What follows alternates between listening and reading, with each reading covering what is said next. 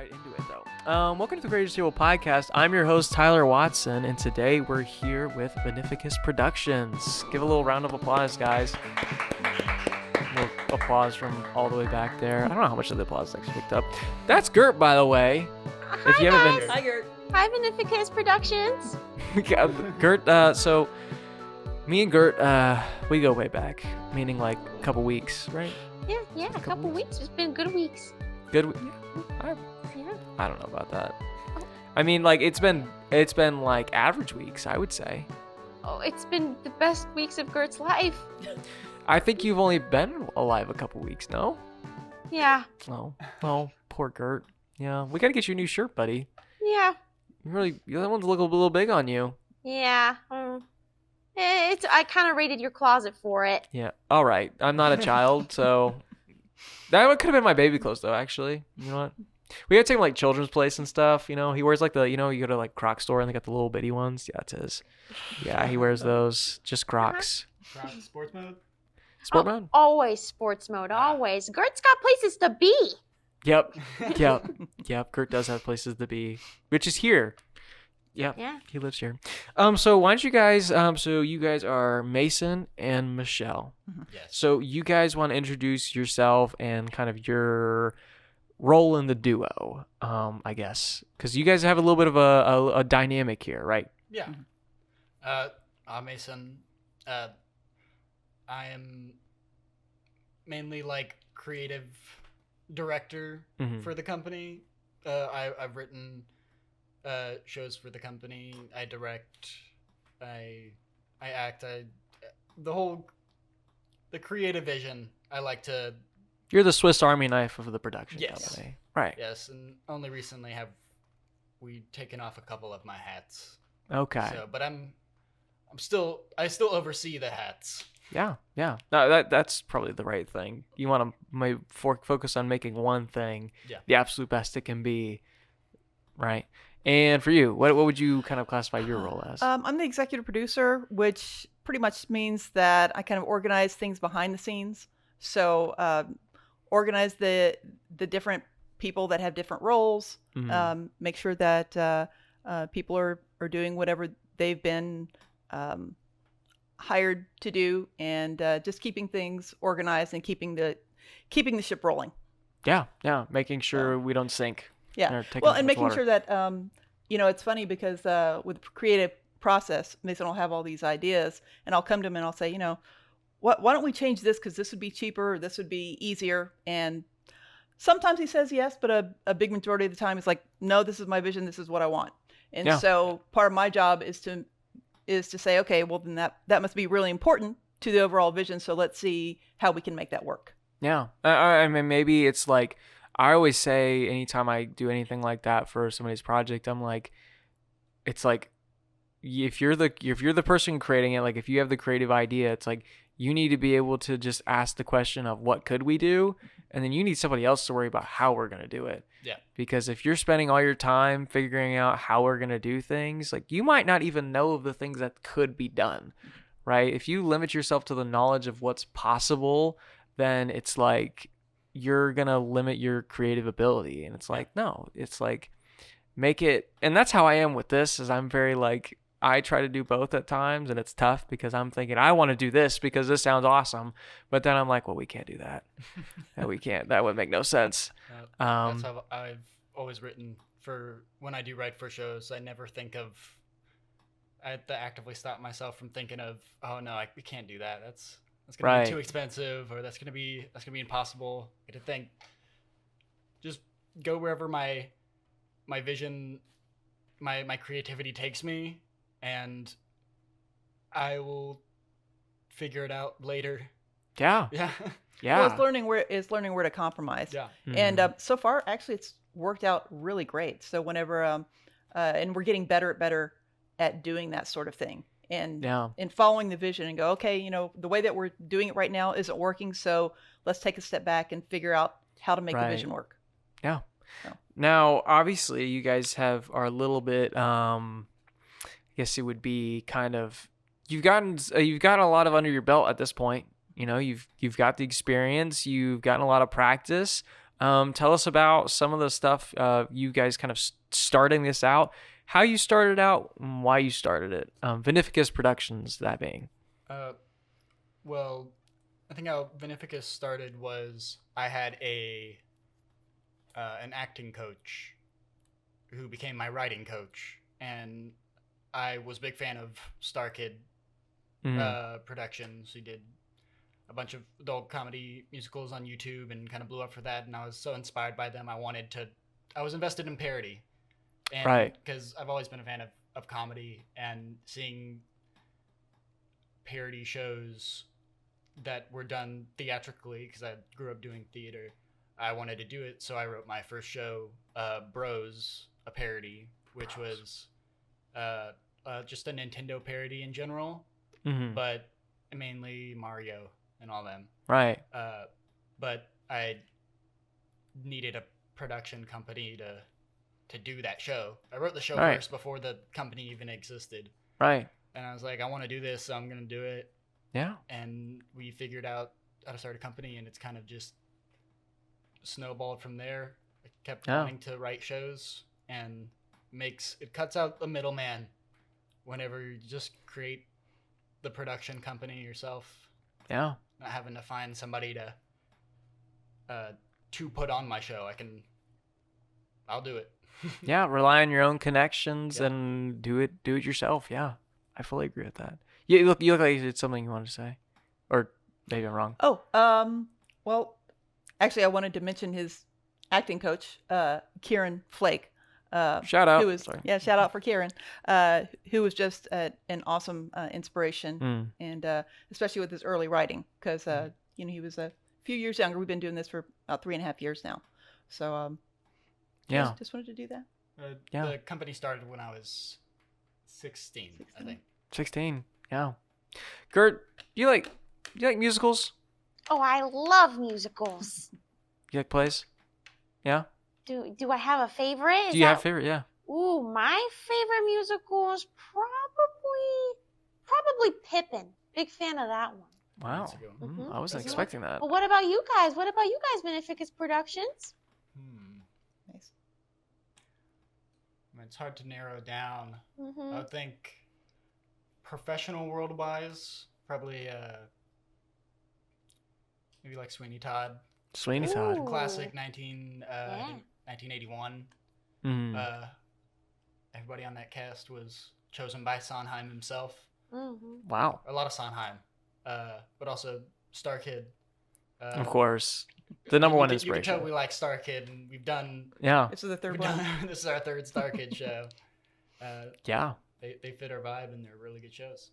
So now let's go down into the process that a lot of people might be interested in, because you guys are first really kind of musical or like theater production type group that we've had on here. So tell us about kind of the production aspect of putting these together, because obviously it is not as simple as just going out and doing it. There's a lot of moving parts that have to be orchestrated for this to happen. So what are those moving parts? How long does this process take?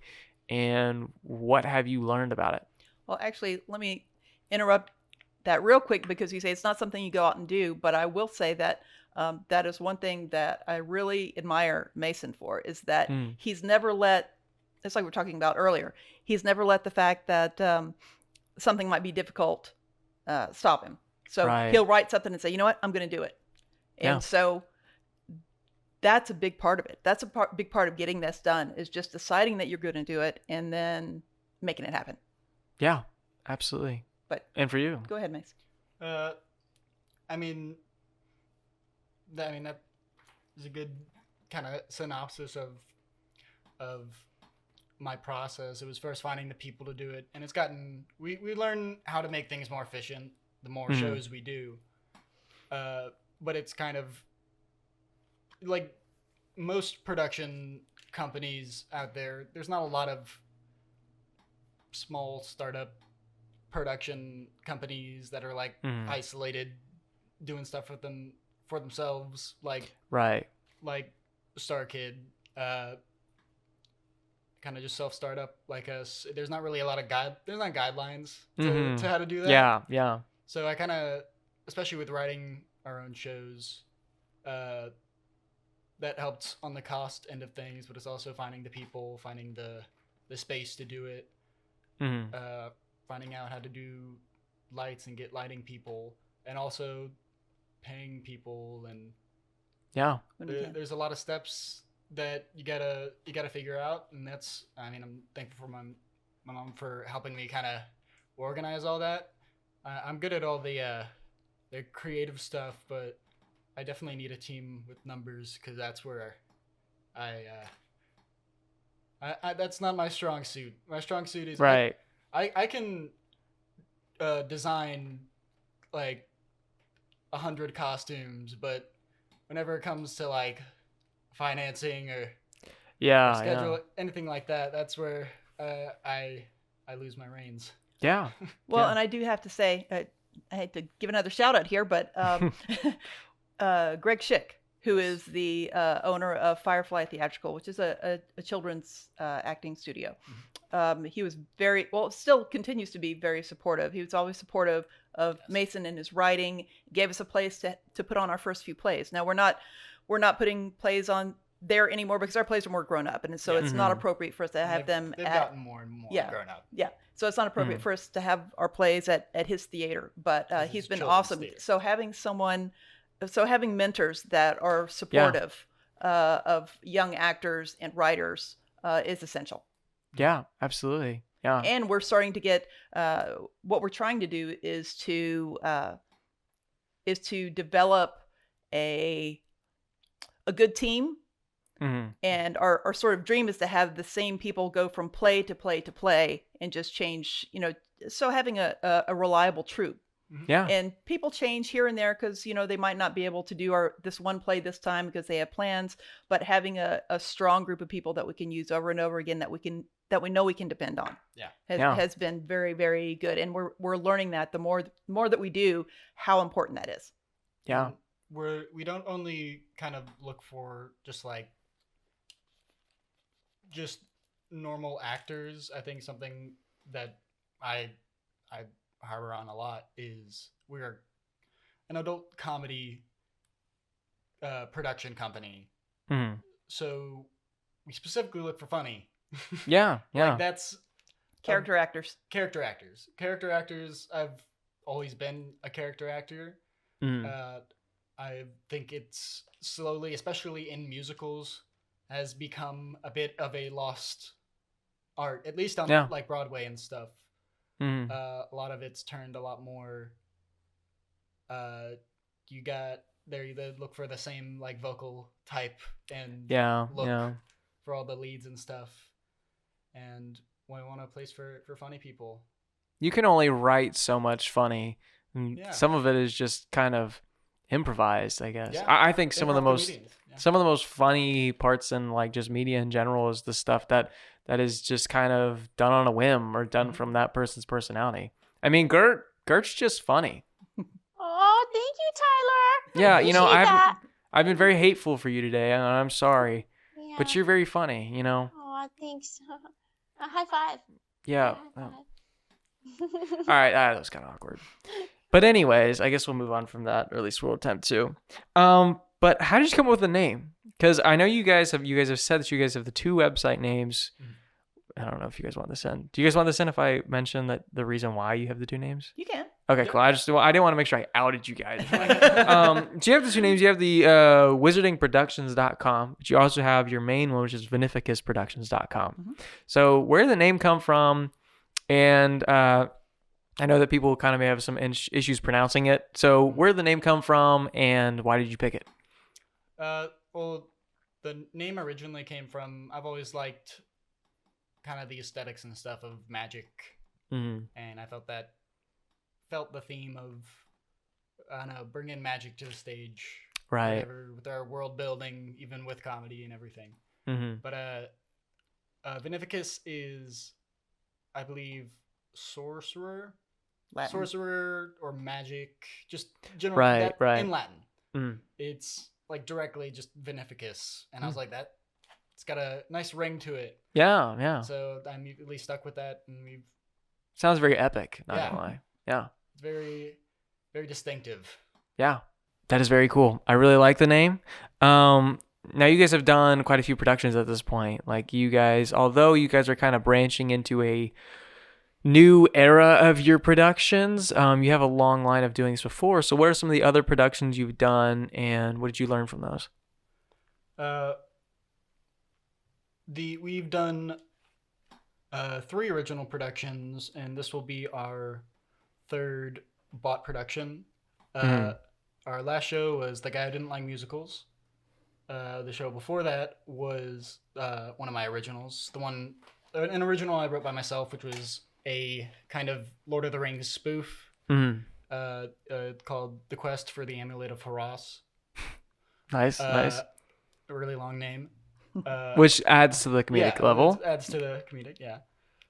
And before that, we had Twisted, Untold Story of the Royal Vizier, which is the parody of Aladdin, but also Wicked. I see it, yeah. I see it. Star Kid. Yeah, Star Kid. Also. Another Star Kid. And then it was the one before that was Mr. Hale's Funhouse, and then Bros before that. Yeah. And what was one of those?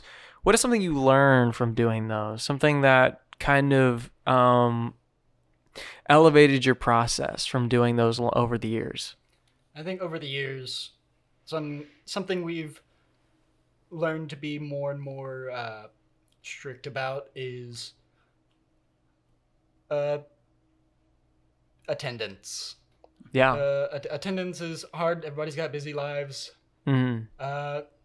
Is really just harboring on making sure people show up, because if one person doesn't show up to rehearsal, our cast are usually from like at the most like 8 to 12.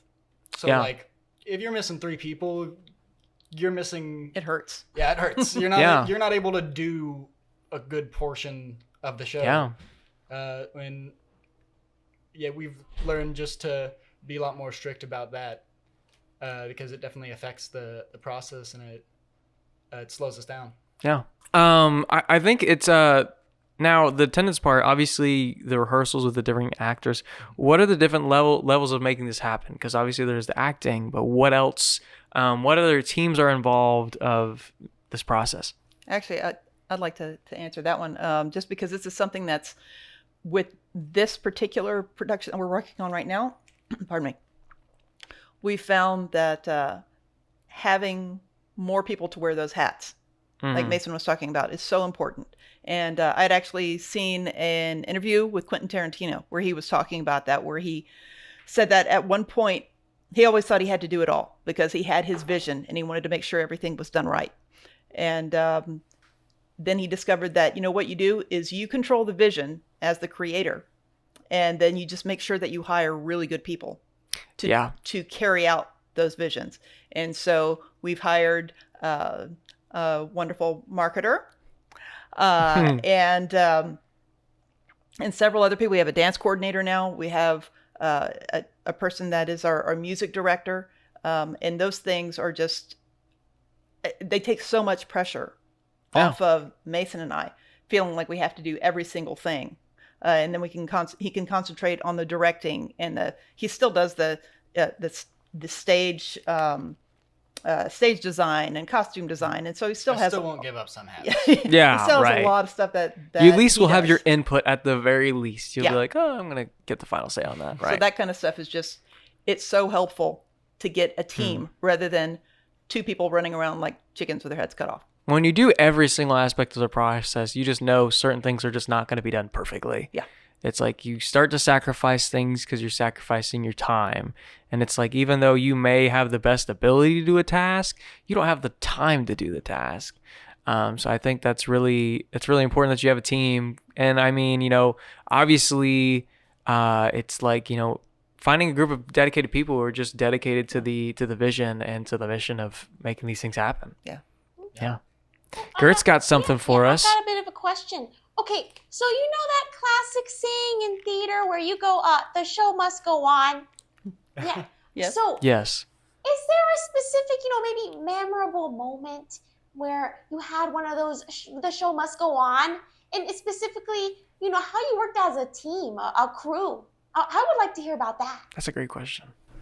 Well, I mean, a lot of the time with our shows, improv is a big aspect because we focus on having comedians, to do that sort of thing. Our most recent one, which in the end was solved team-wise, but also just because the person that it happened to was a trooper. Yeah. The person who played the lead in our last show, the guy didn't like musicals, Marin. Forgot about that. They at the beginning of Act 2, they had to wrestle this gun out of somebody's hand and to throw it on the ground. In the middle of that, the person they were wrestling it from accidentally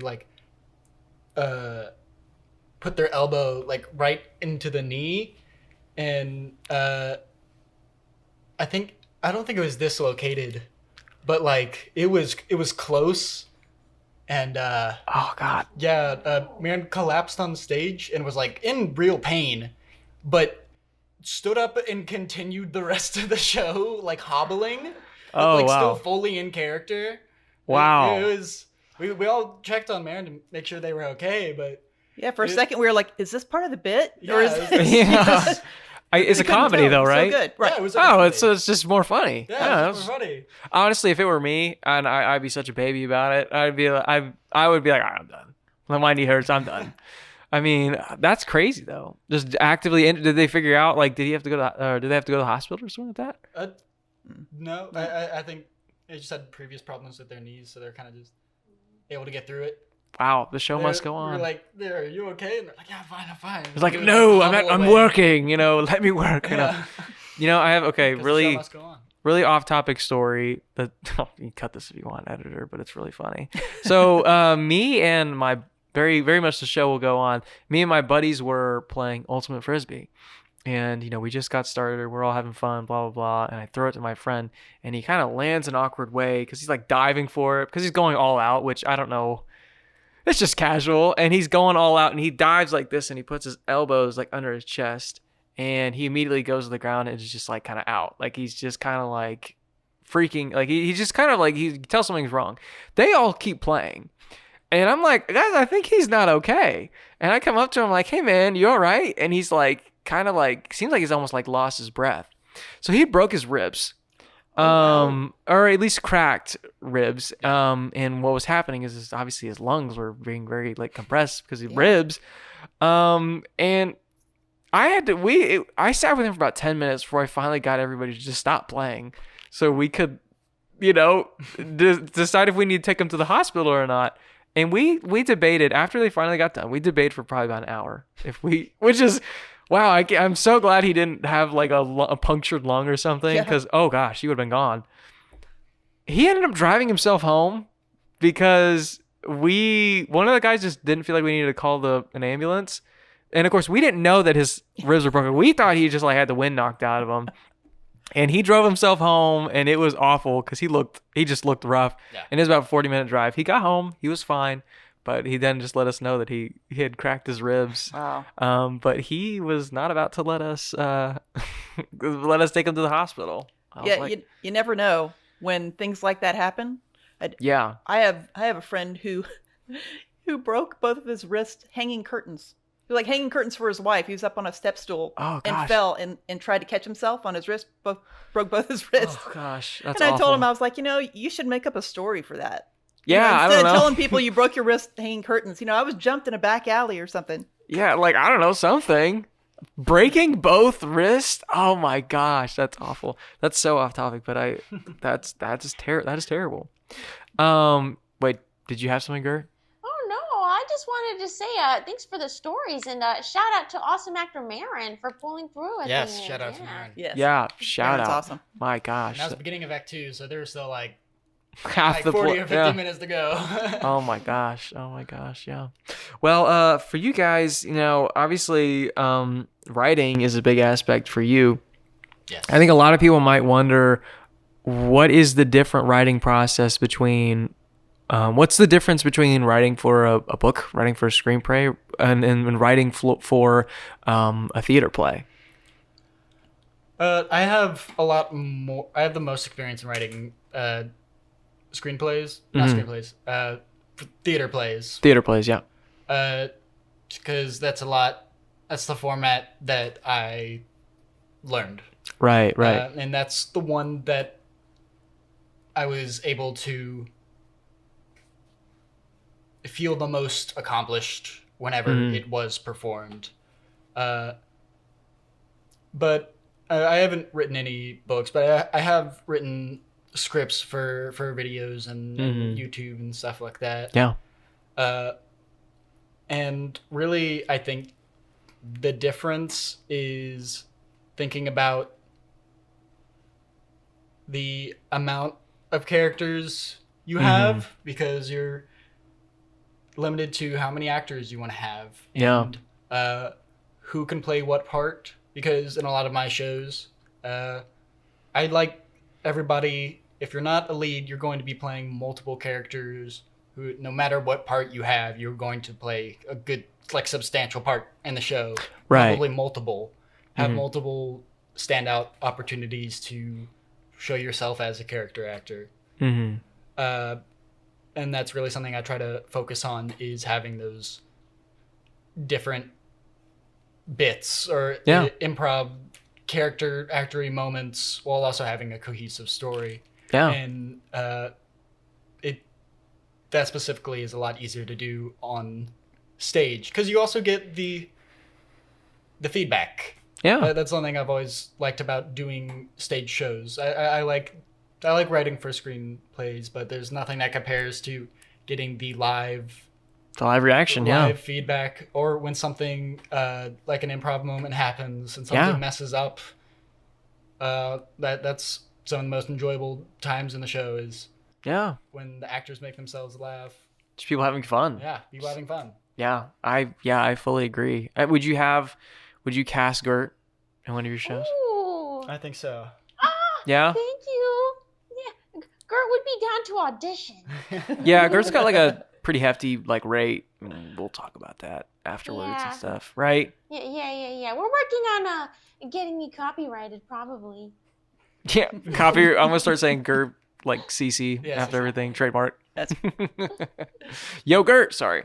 That's something. But talking about writing, one of the reasons, I mean, he loves to write, but one of the reasons that he started writing was because when you're looking at established plays, for a startup company, they're so insanely expensive to get them licensed. So if you can write, it's a good thing to write for yourself.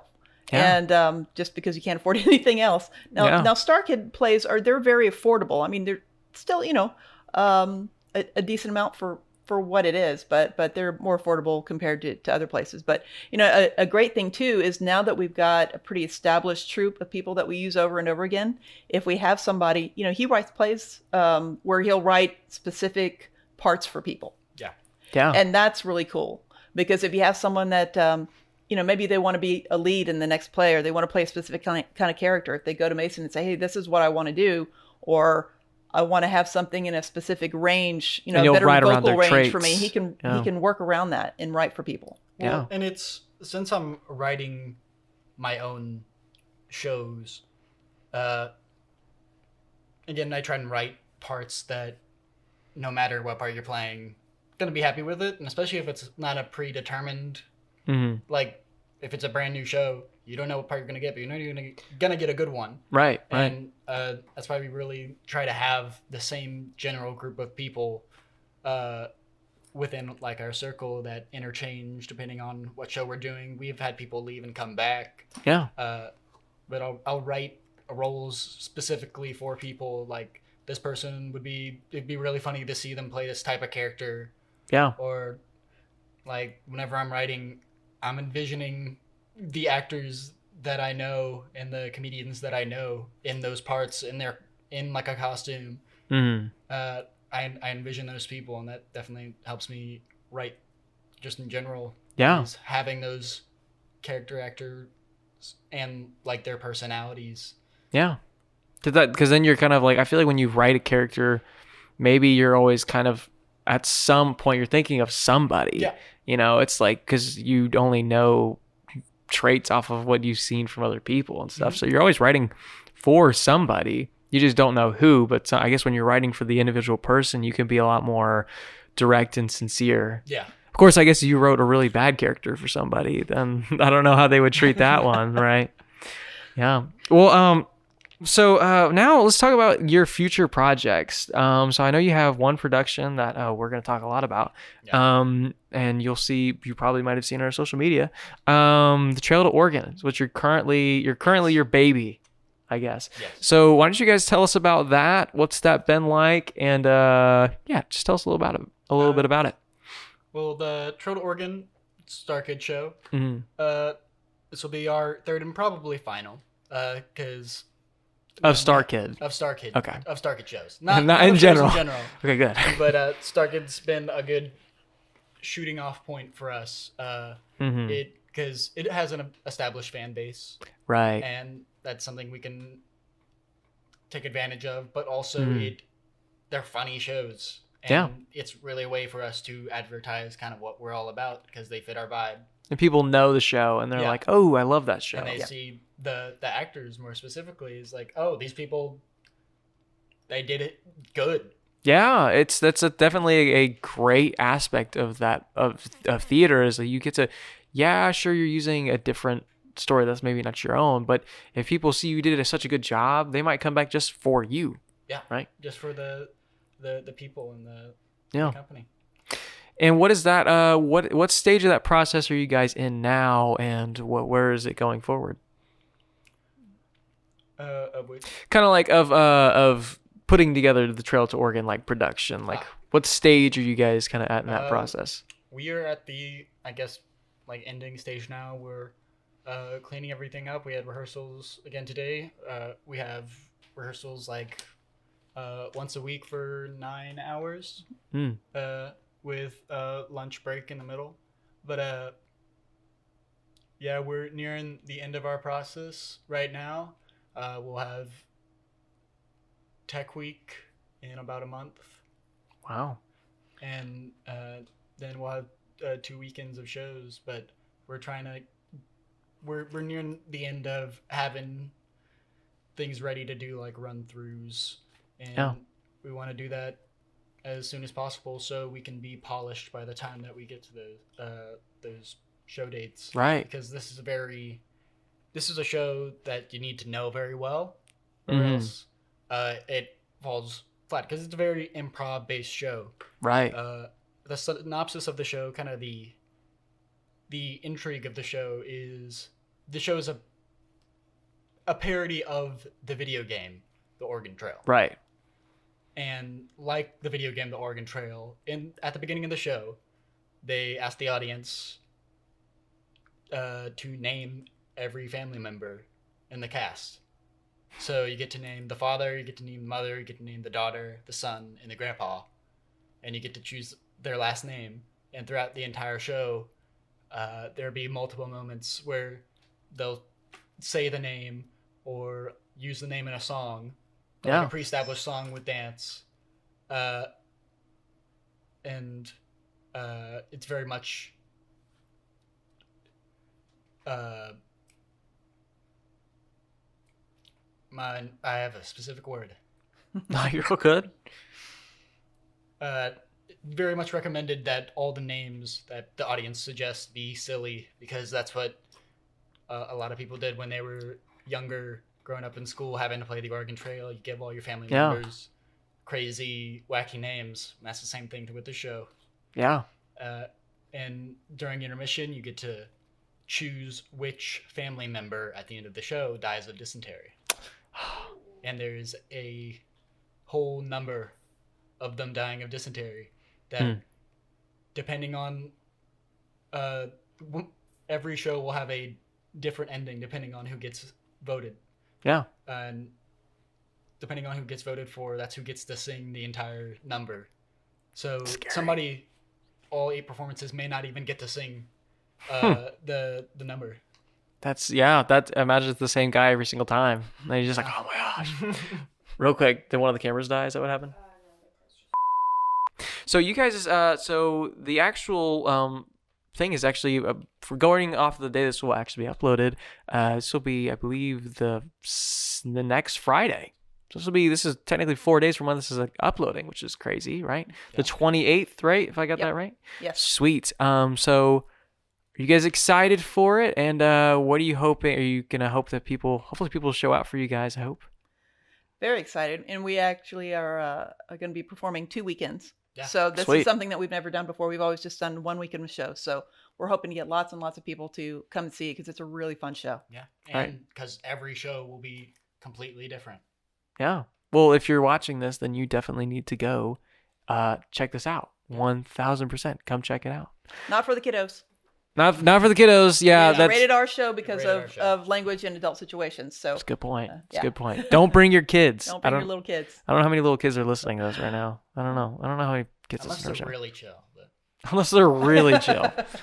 Well, guys, I want to thank you guys for being here. Truly, it's another great Thanks for having episode. I think the viewers are going to listen, are going to learn a lot. So thank you guys very much. Is there anything you guys would like to say before we close out? Any shout outs, any closing remarks, anything? I know you had. Well, I just wanted to give a shout out to Kamari, our marketer, who helps us out so much. Chris, who is our music director, Khalil, who is our dance coordinator. And then we also have our cast, who is Monica and Joe and Mason, of course, is Garrett and Jade? Jaden.